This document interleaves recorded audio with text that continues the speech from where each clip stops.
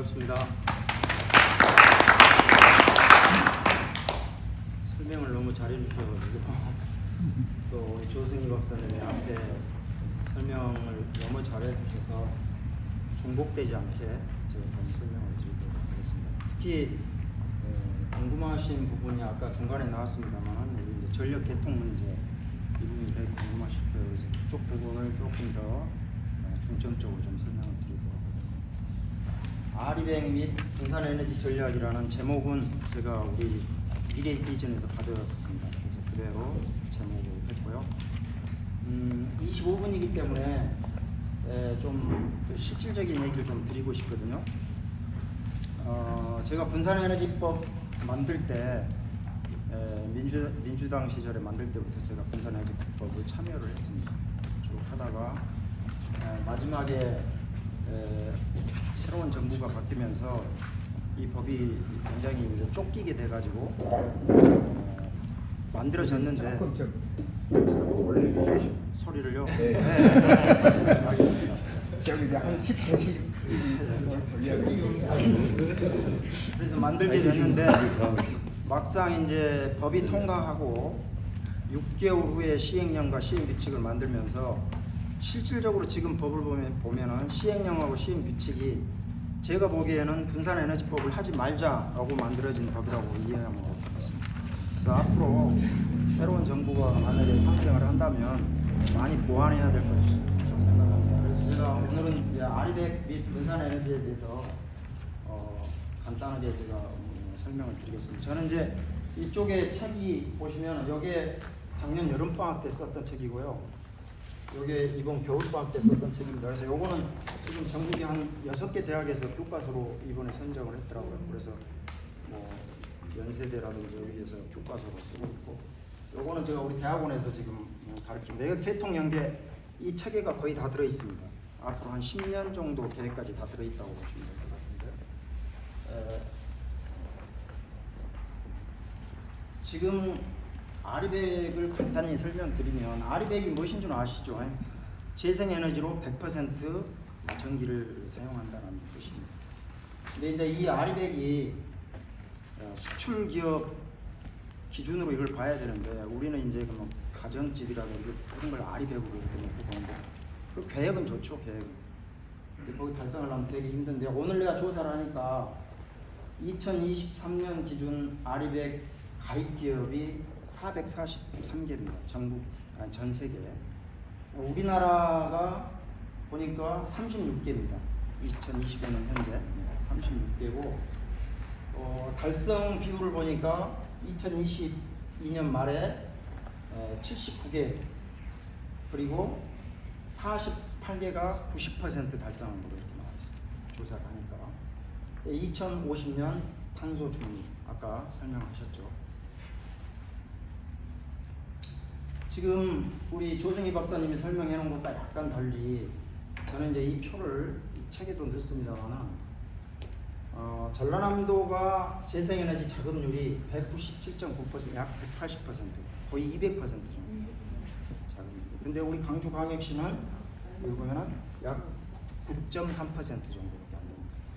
여기에서 제가 전라남도 분산에너지 특화지역 연구 용역을 제가 총괄해서 얼마 전에 마무리를 했는데요. 이제 4월 달에 신청을 할 겁니다. 정부에. 그 용역을 제가 총괄을 했는데 그때 그 지역별 전기요금 차등화 제도가 있습니다. 조금 이따 뒤에 조금 설명드릴 겁니다만 지금 전라남도 같은 경우는 약 200%인데 여기 보시면 충청도 이쪽이라든지 거의 200%가 넘잖아요. 이쪽은 전기요금이 좀 싸야 되지 않냐, 수도권보다는. 그래서 이제 LMP 가격이라고 조금 이따 살짝 제가 설명을 드리겠습니다만 전기요금은 그러면 어느 기점으로 해서 전기요금을 자를 거냐, 이거에 대한 여러 가지 이제 연구 용역들이 있어요. 그런데 전라남도 거를 쭉 시뮬레이션 해보니까 강주하고 강주광역시하고 전라남도를 딱 합치니까 126%로 뚝 떨어지는 거예요. 그러니까 200% 정도 되는 전라남도가 강주광역시하고 같이 가면 전기요금이 굉장히 올라가 버린다는 얘기죠. 수도권과 별 차별화가 안 된다는 얘기죠. 그러니까 전라남도 입장에서는 야, 우리만 따로 가야 되지 않냐.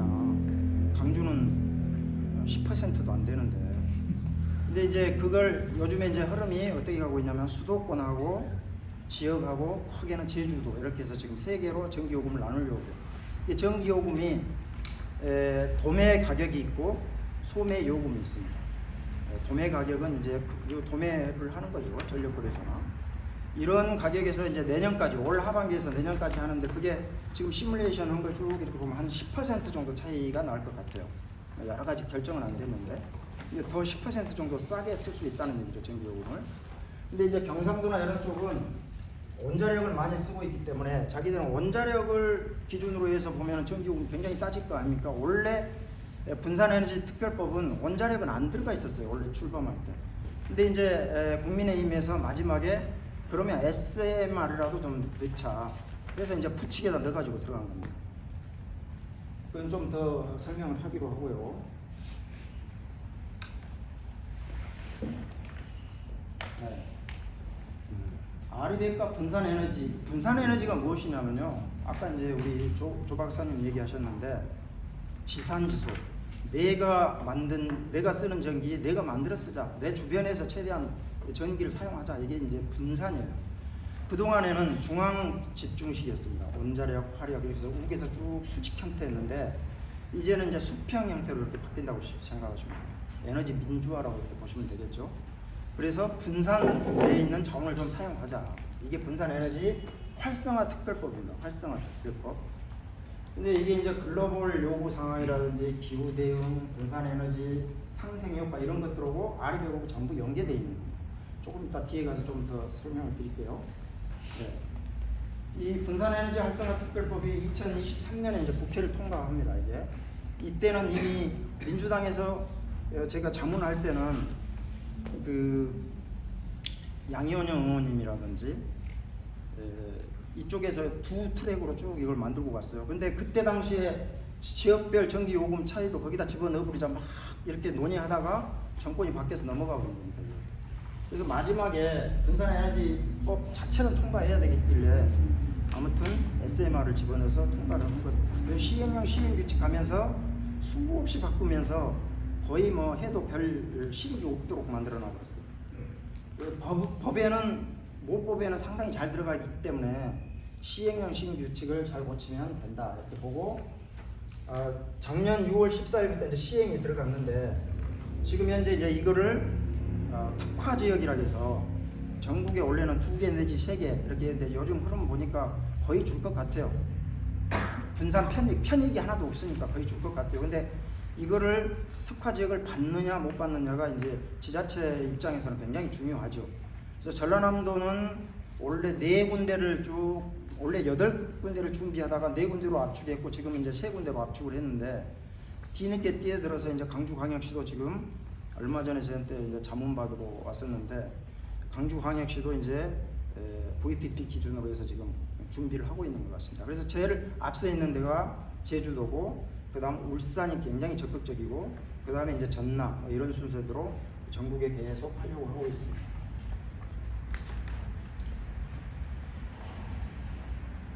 분산에너지의 법적 정의 범위는 딱 2가지만 제가 설명드릴게요. 지금 현행법의 전기사업법상 태양광 발전이나 풍력 발전은 40MW 이하만 분산에너지라고 이렇게 정의를 하고 있습니다. 이게 몇 번 바꾸려고 그랬는데 전기사업법상 이렇게 40메가로 들어있어서 이거를 향후에 바꿔야 된다. 그래서 이걸 범위를 넓히려고 보면은 여러 가지가 있습니다. 시행령에다 넣으려고 했는데 1호사 송전솔로로 연계되는 부분은 그냥 분산으로 보자. 여기까지 풀어졌다가 다시 그냥 축소돼갖고 40메가로 떨어져 버렸어요. 근데 이거는 언젠가는 좀 바꿔질 거라고 보고요. 집단 에너지는 500메가 이하까지 이렇게 분산 에너지로 정의하고 있습니다. 그리고 수소 연료전지 조금 이따 이제 우리 오 교수님이랑 수소 쪽에 많이 얘기하시겠습니다만은 수소 연료전지도 여기 분산 에너지법이 들어와 있습니다. SMR도 들어와 있고 그 다음에 ESS도 들어와 있습니다. 에너지 저장 장치도 들어와 있습니다. 그 다음에 이제 분산 에너지 시스템을 하면 어떤 장점이 있느냐. 송배전 손실을 감소한다. 이거는 무슨 얘기냐면은 전라남도에서 호남 지방에서 만든 전기를 수도권으로 막 보내야 되잖아요. 여기서 소화가 안 되니까 그럼 거기까지 가는데 손실이 생긴다는 얘기죠. 근데 분산 에너지를 하면 그 손실을 줄일 수 있고, 물론 투자비도 줄이지만 손실 측면에서 굉장히 이득이 있다는 거죠. 그 다음에 전력 수급 안정성을 제고한다는 거예요. 이거는 제가 뒤에 가서 조금 설명드리겠습니다만, 아까 우리 조 박사님이 계통의 유연성을 얘기했어요. 굉장히 플렉시빌리티하게 이게 움직여야 됩니다. 이게. 그게 이제 그걸 유연 접속이라는 용어로 제가 책에도 그 용어를 넣었는데, 그 고정 접속과 유연 접속이라고 있어요. 송배전에서 보면 고정 접속은 뭐냐면 우리가 500메가다 또는 40메가다 이렇게 계약을 하면 한국전력공사하고 40메가를 무조건 이렇게 공급을 하는 거예요. 근데 유연 접속은 뭐냐면 내가 40메가로 가기는 가되 피크치가 치거나 아니면은 커테일먼트, 그러니까 출력 제한을 할 때는 내가 손해 보겠다, 손해 보고 나머지 시간대에 나는 공급하겠다 하고 이렇게 접속하는 걸 유연 접속이라고 합니다. 이제 거기에 대한 접속을 하고 나면 피크치 때 손해가 날 거 아닙니까? 이거를 이제 어떻게 인센티브를 줘서 그걸 유도해낼 거냐가 앞으로 향후에 우리가 풀어야 할 과제입니다. 그래서 우리 전라남도에 이렇게 개통을 보면 어저께인가 신문에 보니까 전기의 예비율이 지금 45%에서 50%, 한 반이 남아요 지금 전기가. 이거 심각한 문제거든요. 예비율이. 이런 것들을 어떻게 수소로 잘 활용할 거냐, 수준의 방식을 한다든지 이런 것들도 지금 우리가 논해야 할 과정입니다. 뒤에서 제가 송배전 선로를 쭉 보여드릴 텐데 왜 우리 전라남도나 호남 지방이 이 문제를 일으키고 있는가, 그렇다면 어떻게 해결을 해야 되는가를 제가 좀 설명을 드리겠습니다. 여기 지역경제 활성화는 뭐 지역에서 분산화되어 있으니까 일자리라든지 여러 가지 산업이 일어날 거다, 에너지가 자립할 수 있다, 이런 뭐 이외에도 여러 가지가 있겠습니다만, 이제 VPP 통합발전소라는 내용이 나옵니다. 분산에너지 특별법을 보면 이건 가상발전소예요. 가상. 그러니까 이 수요 관리 자원을 관리하는 것이 있어요. 그러니까 예를 들어서 공장이라든지 이런 막 전기를 많이 쓰는 그런 회사를 전부 모아가지고 피크 시간대 그걸 피해간다든지 이럴 때는 수요 관리를 하는 것이 있고, 여기 VPP는 뭐냐면 예를 들어서 광주에 A라는 건물에 100kg짜리가 있고, 목포에가 200kg짜리가 있고, 서울에가 예를 들어서 500kg짜리가 있고, 또 어디가 1메가짜리, 이런 발전소를 하나의 플랫폼을 통해서 다 연결하는 겁니다. 통신으로. 그래가지고 내가 필요할 때 1메가다, 1기가다 하면은 이 전기를 그냥 내가 넣어줬다 빼줬다 하는, 제일 가격이 싼 데로 다니면서 효과적으로 넣어줄 수 있는, 그러니까 이런 DM하고는 좀 다르는데 이거를 수요 관리를 해주는 가상 발전소를 할 수 있도록 그렇게 만들어 놨어요. 그거는 이제 시간이 없어서 다음에 또 이런 부분은 제가 필요하면 설명을 해드리고 하고, 그 다음에 이 특화절 지역을 지정하는 데 있어서 지역 특성을 분석하고, 그래서 광주 같은 경우는 맨 처음에 분산에너지 특화 지역을 하려고 보니까 특성화할 수 있는 게 없어요. 맨 처음에 법대로 하면은 충분히 가능한데 시행령 시행지축으로 내려가 버리니까 할 수 있는 모델이 안 나와요. 모델이. 그리고 3년 이내에 3년 이내에 성과가 나와야 되는 전제 조건이 있어요. 이게 광양에 하려고 하니까 LNG 발전소를 지으면은 3년이 넘어가고요. 그럼 그런 것은 특화 지역이 될 수가 없습니다. 3년 안에 성과가 나오는 거 전제 조건으로 되기 때문에. 그래서 작은 것들을 할 수 있도록 되어 있고, 직접 거래를 허용할 수 있도록 되어 있는데, 원래 법 취지에는 P2P 거래가 직접 됩니다. 내가 만들어서 이렇게. 근데 시행령 시행규칙으로 가면서 한국전력공사의 개통은 반드시 이용하도록 만들어 놨어요.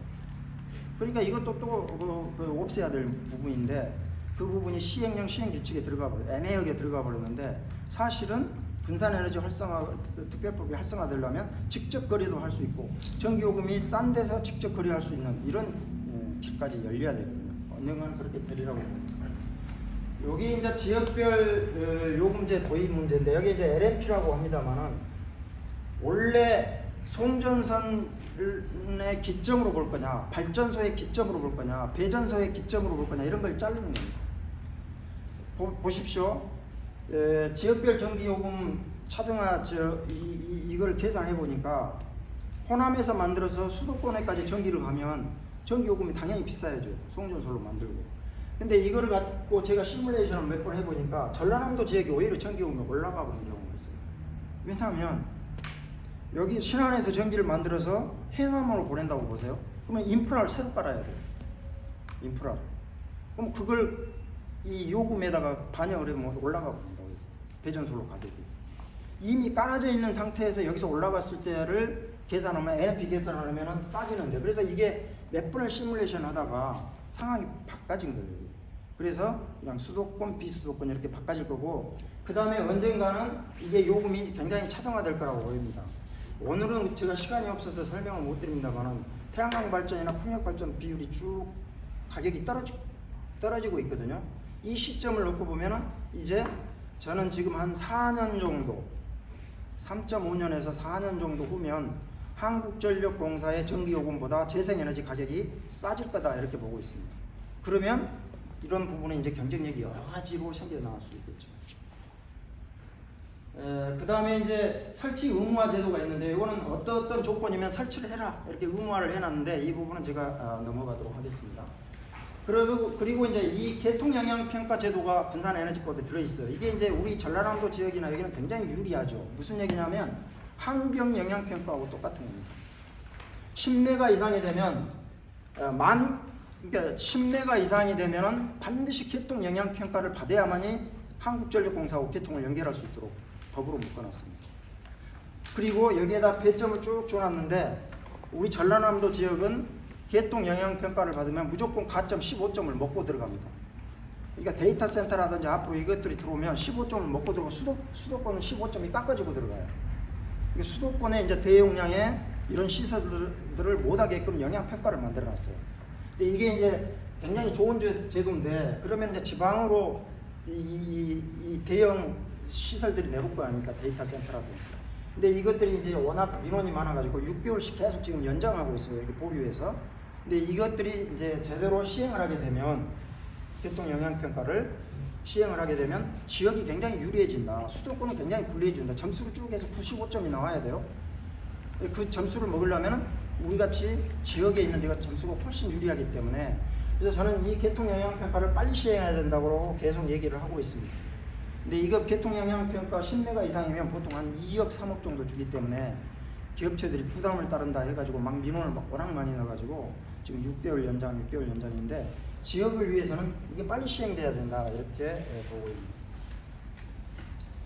활성화를 위한 정부 지원이 이제 여러 가지가 있는데, 여기 분산에너지진흥센터를 만들어놨는데, 여기는 에너지공단하고 나주에 있는 전력거래소 두 군데를 이렇게 지정을 해놨어요. 근데 원래 이 법을 만들 때 진흥센터의 개념은 그런 개념이 아니었는데, 시행령 시행기책이 가면서 원래 법 취지를 좀 벗어나다 보니까 지금은 센터, 그 다음에 지자체별 지원센터, 강주광역시라든지 전라남도는 지역센터를 둘 수 있습니다.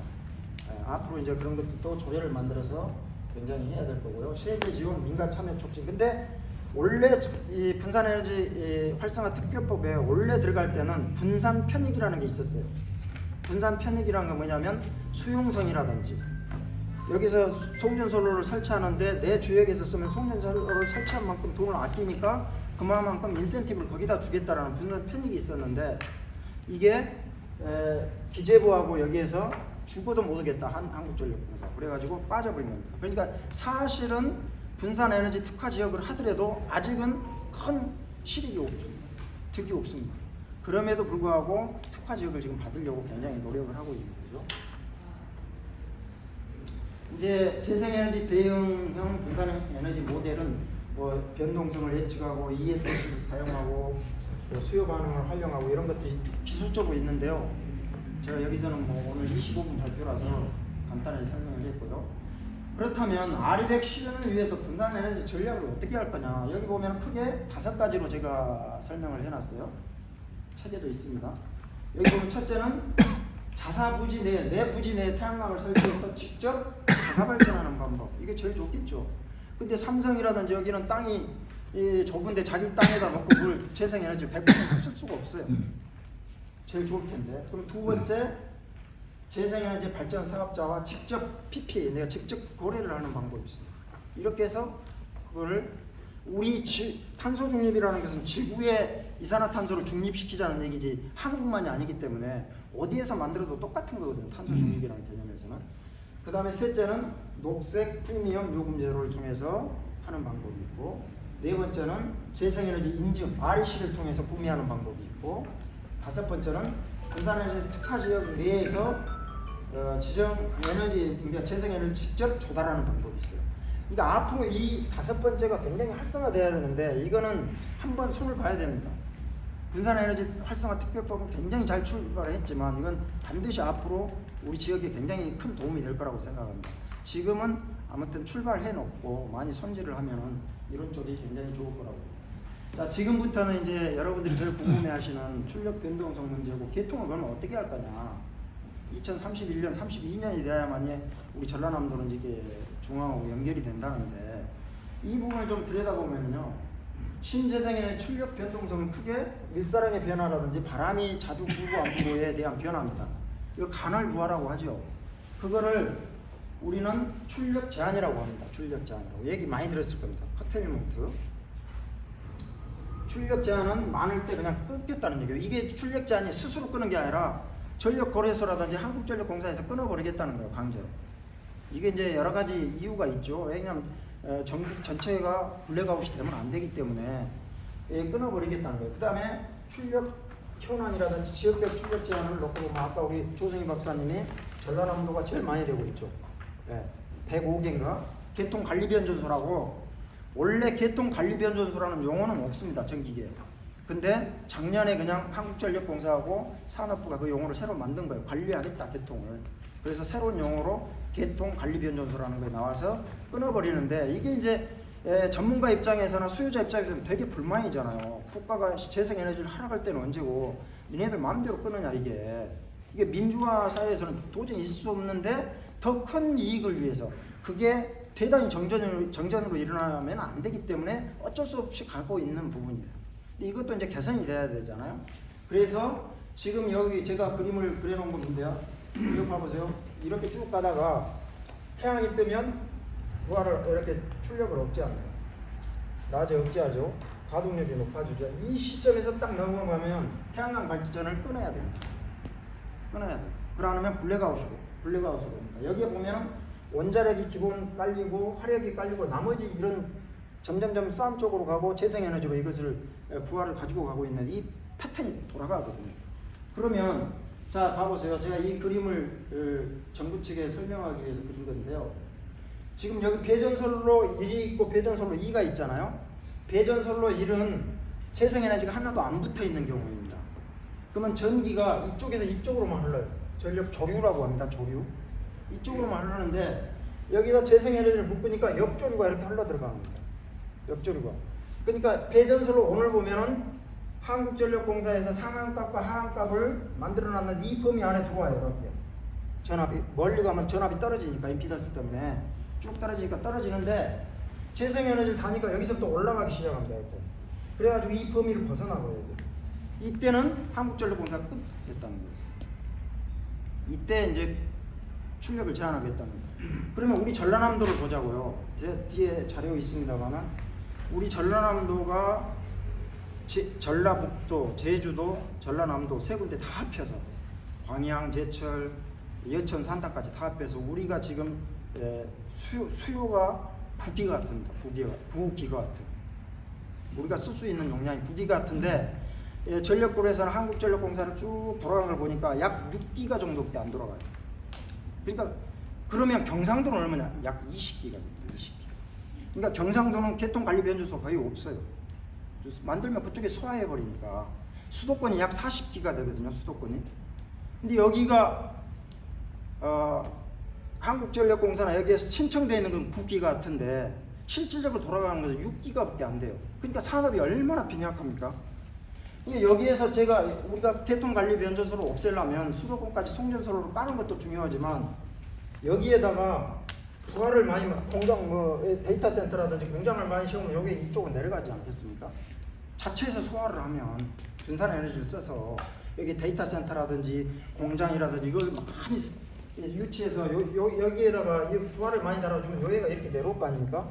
그러니까 우리가 아무리 못해도 한 15메가 20기가까지는 우리가 올려야 돼요. 산업을. 그러니까 여기에 어떻게 산업을 올릴 거냐. 지금 전라남도나 강주광역시에 지금 뭐 대단히 공장을 지어봐야 이제는 그런 뭐 산업들이 잘 오지 않습니다. 이제 데이터 센터라든지 뭐 집저가 어떤 뭐 반도체라든지 어떤 이런 대형 수요를 가지고 오지 않으면 굉장히 속도가 늦을 겁니다. 개발해서 누가 여기까지 옵니까 이미. 그래서 재생에너지가 늘어나더라도 우리가 그래서 이제 해남에 3기가 뭐 데이터 센터를 하느니 뭐 이런 것들도 제가 해남 것도 자문을 해주고 있는데 그 쉽지 않습니다. 말이 3기가지 그 신해남 3, 4, 5 변전소가 지금 2031년 이렇게 지어지고 그러면 요게 평택으로 갔다가 수도권으로 올라가는데 이런 것들도 쉽지 않습니다. 그 부분. 그리고 에너지 3법이 통과했는데 2개 가지고도 제가 계속 시뮬레이션 해보니까 결과적으로는 그 방향성은 좋지만 주민 수용성이라든지 이런 것이 되지 않으면 똑같습니다. 그래서 앞으로 해야 할 일들이 굉장히 많습니다. 그런 부분이. 그래서 이제 결론은 전라남도 강주광역시에 이런 부하를 많이 설치해야만이 이 부분을 지산주소를 할 수 있는 거예요. 그러면 무조건 수도권으로 갖고 가야 됩니다. 지금 수도권으로 가져가는데 56조를 투자하겠다는 거 아닙니까? 인프라를 까는데 거기에 내가 이 책에 시뮬레이션 해놨는데요. 팩트 설비라고 해서 무효 전력을 조종하는 방법, 그 다음에 ESS를 다는 방법이면 한 7조 2천억 정도 투자하면요 지금 해제됩니다. 7조 2조 56조 중에서 띄어가죠. 근데 그런 것들을 이 다음에 이제 신정부가 들어오면 이거를 뭐 대선 공약이라든지 이런 데다 자주 우리가 이제 그 제안을 해야 될 거라고 보여주고요. 자, 왜 지금 신재생에너지가 문제가 되냐면요. 관성의 문제입니다. 관성. 지금 여러분들 새끼 까는 기계 우리 이 선배님들은 많이 보셨을 거예요. 새끼 까는 기계 보면은 이만한 쇳덩어리가 하나 달렸어요. 곰밥 되는 것 같은데. 이게 뭐냐면 플라이 휠이라고 합니다. 막 양쪽을 밟으면 막 돌아가는데 관성을 갖고 돌아가요. 이게 없으면 새끼가 마음대로 까져버립니다. 집을 집어넣으면. 근데 이 관성이 있으면 사람이 좀 잘못 봤더라도 새끼가 매끄럽게 나와요. 이 우리가 화력발전소라든지 원자력발전소는 이 큰 터빈이 돌아가요. 스팀 전기를 통해서 한번 돌리면 이게 한 번 돌리면 잘 멈추지 않아요. 이게 관성이 계속 돌려는 관성을 가지고 있어요. 신재생에너지는 이 PCS랑 인버터를 쓰고 있기 때문에 여기서 바로 이쪽으로 튀어 올라가거든요. 지금 요거는 주파수가 만약에 큰 부하가 걸리거나 출렁거리더라도 약간의 주파수에서 바로 정상으로 돌아가거든요. 관성이 있기 때문에 돌아가려면 관성. 아시겠죠? 이게 돌아가려고 하니까 옆에서 좀 걸리더라도 차고 넘어가잖아요. 또 덜 들어대도 그 속도를 유지하려고 하잖아요. 관성 약간 흔들리고 오는데 이거는 이제 화력이라든지 원자력이라든지 이런 수력발전소에 이렇게 가고 있는데 신재생에너지는 이 전자제품을 쓰고 있잖아요. 그러니까 여기서 바로 위로 튀어버립니다. 그러니까 이게 문제가 주파수 조정이 안 돼요. 그래서 간헐성이 오면은 여기서 끊어야 되는 문제구나. 그러면 ESS에 담든지 뭐 이런 것들이 되지 않으면 이 관성이 없기 때문에 그래요. 우리가 재생에너지를 아무리 많이 달아도 이 관성에 대한 문제를 해결해야 됩니다. 이걸 관성을 해결하기 위해서는 능동에러라든지 유연성 접속을 한다든지 ESS에 담는다든지 여러 가지를 한 번에 풀지 않으면 안 돼요. 그러니까 학술적으로 이런 부분을 다 놔두고 뭐 정부한테 돈을 투자해라 뭐야 이게 아무리 얘기해봐야 그거는 문제가 있는 거예요. 그 다음에 지금 이제 전력계통을 가지고 있는 게 이제 여기 10차 지금 11차 만들고 있어요. 11차가 다음 주면 거의 나올 것 같아요. 한국전력공사 인재개발원에서 지금 하고 있는데 저도 장문을 하고 있어요. 11차를. 이 10차 계획이 이 이전 것도 보면 수없이 바뀝니다. 하겠다고 문재인 정부까지. 근데 이게 지금 여기가 신해남 변전소에서 이렇게 연결해서 가는 거예요. 그런데 여기 봐보세요. 우리 호남권에서 전기가 만들어서 수도권으로 올라가면서 2라인밖에 없습니다. 3, 4. 2라인밖에 없어요. 그러니까 여기서 만들어서 서울로 올라가더라도 계속 트래픽이 걸려요. 이게. 포화 상태가 되는 거예요. 근데 이 전기 사용이 보면 봄하고 가을에 보면은 발전량이 이게 우리가 대부분 보면은 사람들이 휴가를 가거나 이게 전기 사용량이 줄어들어요. 그러면 화력발전소 같은 경우는 이게 이제 출력을 조정하기 위해서 좀 낮춰놓는단 말이에요. 이렇게. 그때 풍력이나 이런 것들이 돌아가면 한 거의 뭐 30% 40% 출력이 올라가버려요. 순간에. 예를 들어서 100메가짜리면 120메가가 돼버려 순간에. 이런 게 몇 개가 돼버리면 이 심각한 문제가 되죠. 그러니까 오히려 봄하고 가을에 화력이나 이런 것들이 쭉 출력을 내려놨어요. 적당한 예비율로. 근데 태양광이나 풍력은 태양광은 봄에 출력이 많이 나오거든요. 그러니까 원래 대응력이 또 떨어진 거예요. 근데 그래서 태양광 풍력을 주기 위해서 LNG나 비싼 이 복합 화력을 계속 뭐 70-80%로 돌리고 있을 수는 없잖아요. 그러니까 이런 부분들이 그런 계통의 유연성 문제가 있고, 제가 우리 전라남도가 어떻게 되냐면 아까 9기가 정도 된다고 했잖아. 6기가 정도밖에 사용하지 않는데 태양광 발전이 약 14기가 11기가 정도가 지금 이미 연결이 돼 있고요. 대기 물량이 한 32기가 정도 되고 있어요. 그러면 근데 한국전력에서 우리 호남 지방에 쓸 수 있는 것은 14기가를 쓸 수 있도록 계통이 다 깔아져 있어요. 14기가. 근데 우리는 6기가에서 뭐 9기가만 왔다 갔다 하는 거죠. 이미 태양광이 오버한 거예요. 그거. 그럼 나머지는 일이 올라가야 되는데 이것도 문제가 심각합니다. 자, 제가 여기서 그림을 하나 그렸어요. 여기 보세요. 전기는요, 이 앞에 어디 토론하는데 강주에 계신 분들이 우리 강주는 전기가 남는데 계통이 충분한데 왜 계통관리변전소 나오고 막 지금 얘기해요. 시민단체라든지. 이거를 몰라서 그래요. 이거 보세요. 이렇게 수도권으로 올라가는 계통이 이렇게 두 개가 있는데 여기 오고 저항이 똑같으면 전선에 흐르는 전류가 2분의 1씩 똑같이 흘러요. 근데 이 계통이 길이라든지 선의 굵기라든지 여러 가지 선로 사정수라고 합니다만 RLC 사정수에 의해서 다 달라요. 그러니까 여기는 2옴이고 여기가 1옴이잖아요. 그러면 여기 3분의 2가 이쪽 낮은 쪽으로 흐르고 3분의 1이 흐르는 거예요. 그러면 여기서 지금 300A가 1이 흐르면 200, 100이니까 균형이 맞았죠. 요게 200까지 흐른다고 보면 전선의 굵기가 허용 전류가. 근데 여기다 100A로 올려버리면 이쪽에 100이 남잖아요. 지금 300이니까 200이니까 100 올려도 400이니까 남잖아요. 근데 어떻게 흐르냐면 33.3%가 1이 흘리고 67%가 1이 가버리니까 이미 여기는 과부하 상태가 되거든요. 그러니까 이렇게 계통이 깔려져 있는데 우리 지역은 계통이 남는다는데 왜 여기 강주는 남는다는데 왜 안 주냐? 전라남도 쪽이 돼 있는데 이쪽으로 흘러버리니까 강주 쪽으로 전기가 안 가요. 내비게이션 같으면 전기가 내가 여기서 가면은 중간에 가다 강강도 가고 도라도 가고 강양으로 돌아가고 오는데 전기는 절대 그렇게 가지 않습니다. 저항이 낮은 쪽으로 흘러버리니까 이게 딱 정해져 버려. 파라미터. 근데 이쪽에서 보면 여기 남았잖아요. 지금 200이나 남았지 않습니까? 200이나. 아, 내 앞에는 200이나 남았는데 왜 안 주냐 이렇게 얘기하는데 여기다 거는 순간 이쪽이 송전선으로 다시 깔거나 요거를 팩츠 설비를 통해서 무효전력을 조정해 주거나 이런 것에 어마어마한 시설을 하지 않는 한은 일이 흘러버린단 말이에요. 그동안에 문재인 정부까지 이런 시설을 전혀 안 하고 신안에 8.2기가 해야 된다, 뭐 블루 이코노미 이런 것만 계속 얘기한 거예요. 저 같은 전문가, 원래 정통 전기공학과 전문가들이 이 얘기할 때는 아예 먹혀 들어가지 않아요. 그냥 NDC 40 가야 된다, 뭐 이런 얘기만 엄청 하지. 근데 이런 인프라가 안 깔린 상태에서 그런 상황이 와버려요. 그래서 이게 지금 이렇게 가는 것 같지만 이게 이런 것들을 깔 때 2031년, 2037년 간다는 거예요. 자, 그러면 여기서 한 가지 우리가 봐야 될 게 지산지수 보자겠잖아요. 여기서 만든 전기 여기서 최대한 써야지 왜 수도권으로 보내요? 우리 전기를. 그렇지만 여기서 소화할 수 없으니 자주 들어갔다 나왔다 하게끔 만들어줘야 됩니다. 그러니까 수도권이 ESS 큰 놈이 달려있는 거고 여기서 전기를 쓰면 남으면 수도권으로 보냈다가 또 부족하면 왔다 이렇게 하는 장치를 해줘야 돼요. 그러면 전라남도에다 어마어마한 ESS도 달아주든지. 또 ESS만 갖고 또 다 안 돼요.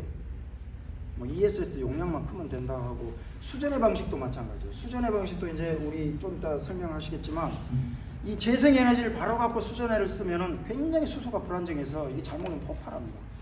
이거를 다시 수전의 방식을 하면은 좋은 전기를 만들어서 ESS에 담아가지고 요애를 아주 퀄리티를 고퀄리티를 높여서 만들어야만이 수소가 돼요.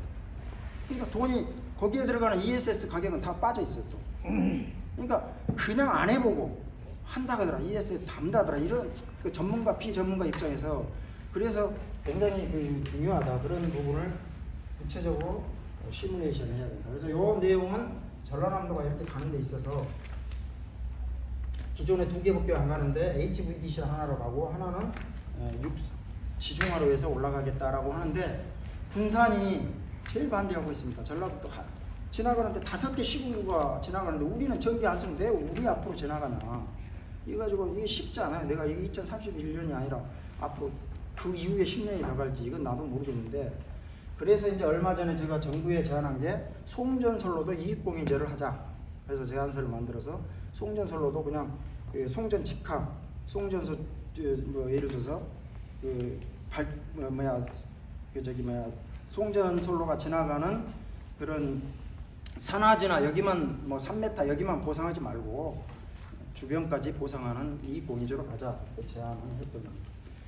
그래서 큰 송전설비 개통은 이렇게 돼 있고요. 이런 것들이 이런 문제를 일으킨다. 그래서 여기에 가는 것을 적게 해주기 위해서는 선로를 하나 더 딸든지 아니면 이쪽으로 전류가 자주 이쪽으로 이동할 수 있도록, 이건 팩치 설비라고 합니다만은 무효 전력을 조정해요. 이제 여러분들이 전문 용어로 가면은 이렇게 유효 전력하고 무효 전력이 쭉 가는데 이걸 이 각도를 틀어서 약간씩 이것 다 해결은 안 됩니다만은 1호사나 3소 이런 거 하나씩 하는데 설치하는데 뭐 보통 65, 70억씩 들어갑니다. 하나 설치하는데. 그래서 이런 것들을 병행 설치해야 된다라고 생각을 갖고 있습니다. 출력 제한의 문제점은 이제 뭐 경제적 손실, 사회적 갈등. 우리 사회적 갈등 이미 느끼고 있잖아요. 왜 재생에너지인데 안 주냐. 나는 지금 태양광을 하려고 그러는데 개통이 없다 가냐. 이게 사회적 갈등이 있는 거죠. 그 다음에 출력 제한으로 인한 경제적 손실을 쭉 시뮬레이션 해보니까 발전 손실이 한 20%, 투자 해소 지연이 한 10%, 신규 투자가 한 5%, 사회적 비용이 한 10%, 이렇게 계속 출력 제한 때문에 이런 것들이 손실이 생기고 있다는 거죠. 그래서 출력 제한에 이런 환경적인 문제는 이제 여러 가지 탄소 배출이라든지 이게 안 되기 때문에 이런 문제가 일어날 거고, 그 다음에 그럼 해결하기 위해서 어떻게 할 거냐. ESS 장치가 들어가야 됩니다. 이게 장주기 ESS가. 근데 ESS도 무조건 들어가서 될 사항은 아니고 뭐 ESS만 달면 다 해결할 걸로 되는데 이것도 굉장한 치밀하게 개통 해석을 해야 돼요. 이런 것들을. 그 다음에 개통의 유연성 향상. 개통이 이제 능동적 접근 방식으로 가야 되는 거예요. 능동적으로. 어떤 부하가 패턴을 치면 거기를 따라가는 능동적으로 가야 됩니다. 유연 접속, 아까 제가 유연 접속이래요. 유연 접속으로 가야 됩니다. 그러면 출력이 올라갔을 때 나는 그러면 손해 보겠다. 여기에서부터 들어가겠다고 했을 때는 거기에 손해 본 것을 내가 감수하든지 아니면 정부가 지금 이용률이 낮으니까 송전소 태양광과 발전 같은 경우는 15%밖에 안 되거든요. 이용률이.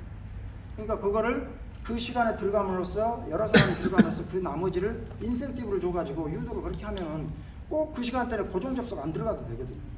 이게 좀 이제는 우리나라도 이게 유럽이라든지 미국은 이미 이걸 적용하고 있기 때문에 우리도 이제 가야 된다. 그래 정부가 전향적으로 재생에너지에 대한 인센티브라든지 이런 것들을 주려고 마음을 먹으면 이제 방법들은 있다. 그 지역에 쓸 수 있는 방법들 이렇게 생각을 하고요. 그 다음에 이제 호남 지역이 전력 공급 용량은 아까 제가 이렇게 말씀드렸고요. 약 14기가에 9.3에 우리가 9기가에서 5, 6기가인데 전체 용량의 64%도 안 쓰고 있습니다. 지금. 경상도에 2분의 1도 안 되고 그러죠. 경상도를 뭐 비교를 한 게 아니라 공장이 많잖아요. 거기는 교통관리 변수 없습니다. 거기는. 그래서 우리 지역에서 해결해야 할 것들이 되게 많습니다. 우리가 한국전력공사나 전력그룹에다가 무조건 얘기할 사항이 아니고 우리 지역에서 쓸 수 있는 여러 가지 대안을 만들어야 됩니다. 그 다음에 재생에너지 발전 현황은 약 11기가 정도. 이건 약간씩 이제 차이는 있습니다만 대체적으로는 이렇게 되는데 이게 우리 지역이 한 120% 정도 해당됩니다. 이게 이제 140기가로 오면은 밑에 들어가는데 아까 9기가나 이렇게 놓고 보면 완전히 오버한 거죠. 근데 이 전기는 바로 쓸 수 없어요. 태양광 같은 경우는 3.6시간밖에 안 되기 때문에 15%밖에 안 됩니다. 24시간 기준. 그 나머지를 이제 채우면은 다 쓸 수는 없죠. 14기가가 연결이 돼 있더라도 그건 뭐 쓸 수 없는 건데 일단 단일 계산으로는 그렇게 나온다는 거죠. 그 다음에 출력 제한 문제와 수도권으로의 전력 공급. 이건 출력 제한하고 수도권 전력 공급 문제는 지금 그 용인에 새로운 반도체 공장을 지금 9기가와트가 필요합니다. 9기가와트가 필요한데 이걸 어디서 갖고 오냐? 강원도하고 전라도에서 갖고 가겠다는 거예요. 이걸 주지 말자 이 말이에요. 뭐 이게 지역사 그걸 받지 말고 전라남도로 반도체 공장이 오도록 만들어야 될 거 아닙니까 이거를. 이런 부분들도 전략적으로 우리가 고민을 좀 많이 해야 된다. 그래서 지산지수 정책을 통한 호남 지역의 수요 전력을 증대해야 된다. 그래서 저는 데이터 센터, 제가 지금 부산에 500메가짜리 데이터 센터를 자문해주고 있거든요. 500메가 제일 큽니다. 그 다음에 또 120메가짜리를 자문해주고 있는데 거기서 3, 4호를 받아요. 그럼 전기가 돼 있어요. 그러니까 가는 거예요, 그 사람도. 그래서 우리 지금 해남의 솔라시도 3기가 한다고 그러는데 40메가도 지금 40메가 데이터 센터도 못 들어옵니다. 지금 사실 그게 안 돼요. 왜냐하면 태양광을 쓰려면 고박이 6배를 해야 돼요. 이 240메가를 깔아야 ESS로 깔아야 일단 전기를 쓸 수 있는 거예요. REB. 근데 이런 부분들이 쉽지는 않다. 그 다음에 이제 만약에 태양광 발전이나 풍력을 많이 깔아버리면요, 우리 지역의 전기 품질이 급격히 떨어져 버립니다. 그럼 관성을 어떻게 만들어줄 거냐? 아까 얘기 드린 관성. 그래서 제가 그 해남의 솔라시도는 우선 LNG 복합 발전소를 한 3기가나 2기가짜리를 돌려야 된다. 계속 관성을 주면서 나머지 줘야 된다. 뭐 ESS를 아무리 많이 붙여도 그건 안 된다. 모르는 소리 하지 말아라. 계속 제가 하고 있는 내용이 그 내용입니다. 그 다음에 이제 마지막으로 에너지 저장 장치 활용을 위한 해결 방안으로는 아까 제가 설명드린 여러 가지 ESS는 반드시 산업을 위해서도 ESS는 반드시 해야 된다. 그 다음에 이제 그 유연성 향상을 위한 해결 방안. 계통의 유연성을 좀 주자. 유연성을 고정하지 말고 가능합니다. 그러면 굉장히 많이 들어갈 수 있거든요, 사이에. 근데 그 피크 출력 제한하는 부분을 그러면 누가 보상해 줄 거냐? 이제 제가 어느 기업에 시뮬레이션을 해줬어요. 자, 이거 2031년까지 돈은 마련됐는데 그때 가서 연결을 하려냐? 지금 연결해서 위에 얼마만큼 잘라진 것을 손해 보고 그때 지금부터 가는 게 낫냐를 시뮬레이션 해줬어요. 지금 간 게 나아요. 그러면서 정부에 나머지 올라간 걸 인센티브를 주장해 나가면서 조금이라도 받는, 그러면서 그걸 넓혀가는 폭을. 태양광 발전도 우리가 30톤 이렇게 돼 있는데 미국의 연구 보고서나 제 책에도 들어있습니다. 수직형 태양광 발전을 달아요. 동쪽 오고 서쪽 오고. 그럼 피크치가 이렇게 올라오는데 동쪽에 달으면 이 피크치를 이쪽으로 시프트 하잖아요. 이동시키잖아요. 피크치가 이렇게 올라가는 걸 동쪽에서만 태양광 그러면 동쪽에서니까 아침에 더 올라가잖아요. 또 서쪽에 올라가잖아요. 이 밴드가 넓어지는 거예요. 그러면 오후에 했던 걸 그러면 이쪽은 어떻게 할 거냐? 이런 부분을 제도를 만들자. 제도를 재생해야지. 그러면은 수직으로 세울 때가 많다. 건물의 벽이라든지 이것도 가지고 와서 우리가 부하로 쓰자. 그러면 나머지 오후에 안 나오는 것은 어떨 거냐? 이걸 제도를 만들자. 제도를 어떤 식으로 인센티브 주면 땅도 좁은데 계속 30도 이것만 설치하지 말고. 이런, 그래서 정부가 이번 이제 지금 어떻게 될지 모르겠습니다만 펀드를 조성하려고 하는데 400조를 조성하려고 합니다. 400조. 그리고 민간에 한 100조에서 500조의 펀드를 조성해서 민간 자금이 들어와서 재생에너지를 가자. 이렇게 지금 설계를 하고 있습니다. 제가 거기서 설계에 참여를 하고 있습니다만, 그러면 이런 것들을 해결할 수 있어요. 정부가 크게 돈을 들이지 않고. 그런 방법을 찾아야 된다. 제가 마지막으로 유연 접속이 있습니다. 유연 접속은 접속문을 여는 방식입니다. 아까 제가 얘기 드렸죠. 그리고 능동적 접근은 문을 연 이후에 이거를 운영하는 방식입니다. 이렇게 바뀌어져야 된다. 고정식으로 가면 안 돼. 우리는 태양광을 하면서 쭉 올라오면서 계속 고정돼 있어요. 지금 생각이. 이걸 뛰어넘어야 돼. 그래서 두 개념은 미래 분산형 전력계통의 설계와 운영에 반드시 병행되어야 할 축 중에 하나다. 그리고 스마트 전력망 고도화 전략, 표준화 실준화 사업 규제 하나. 그래서 이거에 대한 인센티브 설계를 해야 된다. 그래서 해남의 이번에 솔라시도는 제가 처음으로 제안을 해줬어요. 유연 접속으로 분산 에너지 특화지, 우리나라 최초 이거로 신청을 하게 돼요. 시뮬레이션을 다 해드렸어요. 그래서 이 정도 손해난 거는 이렇게 갈 수 있다, 보완할 수 있다 해서 유연 접속으로 갈 거예요. 우리나라 최초가. 그리고 여러 가지 스마트 기술을 활용한 해결 방안들이 있고, 아까 얘기 드린 수요 반응 프로그램, 요거는 아까 VPP하고는 약간 다릅니다만 수요 반응, 인공지능형 수요 반응 프로그램을 통해서 그걸 찾아다녀야 됩니다. 그러려면 정부가 여러 가지 제도를 만들어야 돼요. 이제는 그동안에는 1차적으로 태양광만 발전해서 계속 연결하는 데 목적이 있었다면 이제는 그걸 어떻게 유연하게 갖고 갈 거냐도 함께 풀어봐야 돼요. 그러니까 예를 들어서 그러잖아요. 우리가 8차선을 고속도로를 뚫어놨는데 서울은 항상 트래픽 걸려요. 항상 지체된단 말이에요. 이게 출근 시간을 약간 비켜주면 약간 그걸 유연하게 쓸 수 있잖아요. 그 대신 출근 시간 늦게 가는 시간만큼은 무엇을 제도를 줘서 그걸 깎아준다든지 뭘 준다든지 회사별로 또 국가가 세금을 면제해 준다든지 여러 가지를 하면 이용률이 높아져 버리잖아요. 교통도 똑같습니다. 그걸 저는 유연 접속과 능동적으로 이렇게 해결하자. 이제는 꼭 교통만 가지고 거기다 1대1로만 생각하는 그 시대는 넘었다. 우리 기술이. 재생에너지 발전 사업을 위한 인센티브 제도가 여러 가지가 있다. 이건 저희가 몇 가지만 썼습니다만은 이런 제도들을 만들어야 된다. 네. 여기까지. 그 다음에 지역사회 상생 방안은 여러 가지가 있는데, 그 다음에 이제 충전 인프라 V2G 빅글2G 이 부분도 제주도가 이번에 이제 분산에너지 특화 지역이 V2G로 신청을 합니다. 그 지역에 전기 자동차에 전기를 다 담았다가 나머지 시간에 자동차에 있는 전기를 다시 파는 이 형태로 제주도는 이번에 분산에너지 특화 지역이 있습니다. 그래서 지역 밀착형 비즈니스 모델이 되거든요. 지역하고 함께 가야 돼. 이익공유제. 여러분들 우리가 공유경제가 있고요, 이익공유제가 있고 공유후 이익공유제가 있습니다. 바람하고 태양빛은 공공재이기 때문에 누구나 주인이 없잖아요. 이것을 정의롭게 쓰자. 정의롭게 쓰자. 그래서 그거를 햇볕연금이니 바람연금이니 여러 가지가 있지만 이런 것들을 어떻게 잘 설계해서 함께 나눠갈 거냐. 그래서 이제 이 다음 시뮬레이션, 정부에서 시뮬레이션 하고 있는 게 공유부 이익공유제. 내가 개인에다 설치해서 이익공유제 신안처럼 줄 수도 있지만 이제는 국가 땅이라든지 지자체 땅이라든지 여기다 설치해서 이런 것들을 펀드를 통해 설치해서 이것들을 이제 기본소득으로 돌려주자라는 것이 공유부 이익공유제. 그걸 지금 한참 많이 설계하고 있기 때문에 앞으로 그런 것들을 잘 섞어서 가면은 굉장히 좋은 제도가 됩니다. 그래서 그린 뉴딜 정책하고 연계하고 마지막으로 분산에너지는 정책적 지원이나 기술 발전이나 사회적 인식 제고를 통해서 아까 제가 앞부분에 쭉 설명드렸던 내용들을 포함해서 분산에너지 특별법이 잘 활성화되고 지역에 정착되면 이 공유제와 함께 우리가 함께 상생할 수 있다.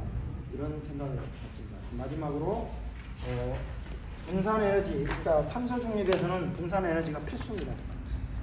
그리고 분산에너지로 가야만 되는 겁니다. 그래서 저는 초창기에 분산에너지 얘기할 때 에너지 민주화다 그런 표현을 썼습니다. 수평체계로 가야 됩니다. 수평체계로.